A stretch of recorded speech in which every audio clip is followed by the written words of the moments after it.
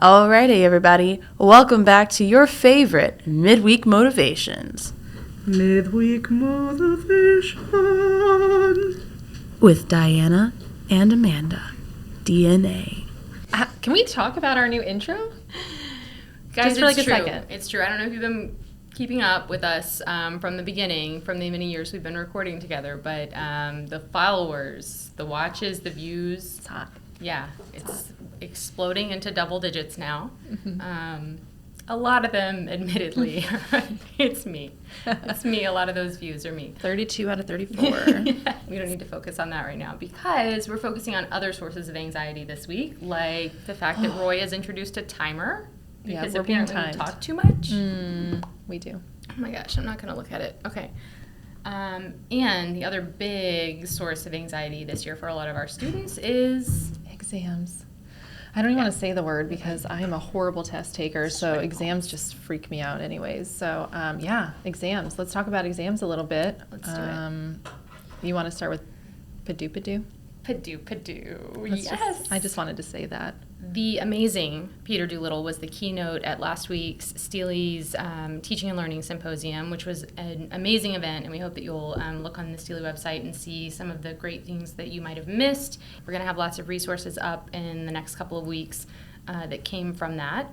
But the keynote speaker was Peter Doolittle, who has the best Twitter handle. You thought yours was clever? He wins. At Padoo. Like, we'll put it on the screen. You'll see. Yeah. And he was here to talk to us about active learning. Active learning, not learning, but active learning. Do we get 2 dings? We get 2 dings for that. Okay. Okay, good. What is active learning? So it's really just learning actively.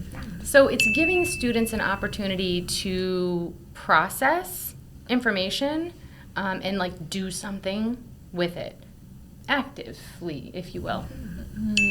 Yeah.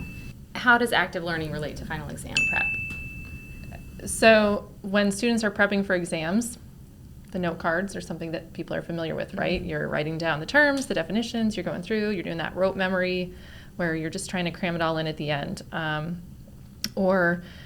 Students are given a review packet that they're supposed to do and cram that all into their brains and then go in and take the exam. Professors are doing so many more things now, and how it relates to active learning is these tips that we're going to give you, which were Dr. Doolittle. I also wanted to get to say that.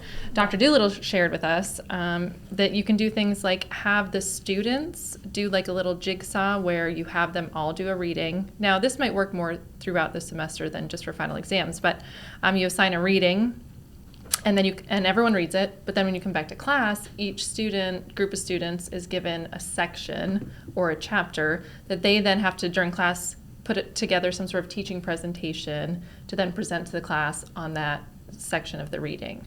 And by doing that, that's how they're processing that information. They're retrieving what they've already read, and then they have to present it, and that is active learning.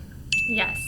And one thing that we particularly love about that jigsaw idea is that everybody was on some level of common ground and understanding and common language before they came to class, but in class they're getting a second kind of spaced out exposure to things that they already know, and they're hearing it in a different way. And applying their learning and understanding in a different way.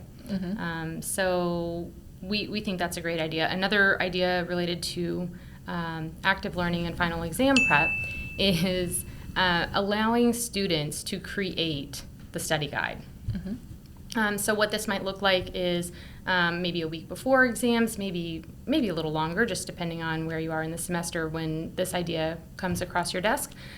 You would allow students to get together in small groups and collaborate on what do they think are the key takeaways from the class? What do they think are the most important things?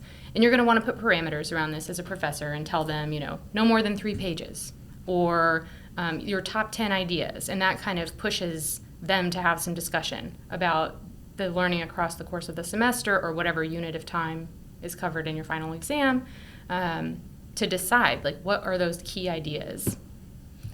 And I think that helps with the definition of active learning for me, for the people that are questioning, like, well, isn't it just learning is learning?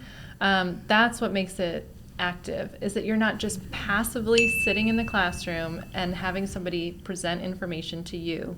You're the one who's actively engaged, and engagement is always in every definition that people gave of active learning. Is you're not just sitting there passively receiving information, you're actually doing something with that information, which helps you learn and learn long term, not just in the short term. Right, and these strategies increase students' retention, which is really important if you are someone who's teaching a class that has content or skills that students are going to build on in future courses. And I mean, hopefully everybody's got some content or skills that are going to stay with students. But these active learning strategies increase students' retention of knowledge long term. One more thing that you can do to help with that, the metacognition, the thinking about the thinking, the processing of the information that I've seen recently on Twitter. A professor did this. He added one open-ended question to his multiple choice exams, and it completely changed the exam. It was an open-ended question. What else did you learn, or would you like to share about your experience in this class that wasn't covered in the exam? That's it. And it's just an extra space for the students to engage with what they had learned throughout the semester and share it in a different way, to give them that opportunity that maybe I didn't demonstrate in this multiple choice because that was me. I'm a horrible test taker. Like, I'm a straight A student, but I'll fail every test you give me. So it was one more opportunity for those students who have that anxiety around the test to show how they learned or what they learned with this open-ended question. So that's just, those are the three things, right? We just covered three. Yeah. 3 tips to help you prepare students for final exams. Reduce anxiety. Yes. Increase engagement, motivation, and most importantly, active learning. What's our count? How many is that? Was anyone counting? How Did many anyone times? count? Can we get a Our count? goal was to say active learning 34 times. Yeah, let us know. We're going to find out the score. That's a wrap. Whoop, whoop.